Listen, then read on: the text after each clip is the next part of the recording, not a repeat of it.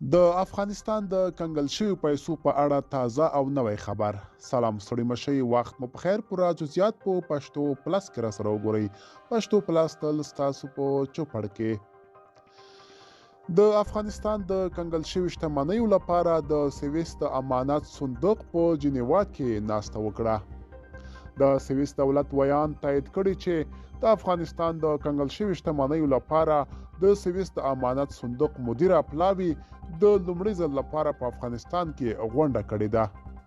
رویټرز ریپورټ ورکړی چې د افغانستان د کنګل شویو شتمنیو لپاره د سویس د امانت صندوق ناسته دوشنبه د نومبر په 21مه ترسره شوې ده.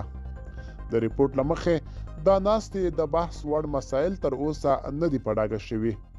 د افغانستان د کنګل شویو شتمنیو لپاره د سویس د امانت صندوق د افغانانو په ګټه د شتمنیو د خوندیتوب په موخه جوړ شوی دی، خو دغه صندوق تر اوسه د پیسو د ورکړې بڼه او وخت نه دی په ګوته کړی.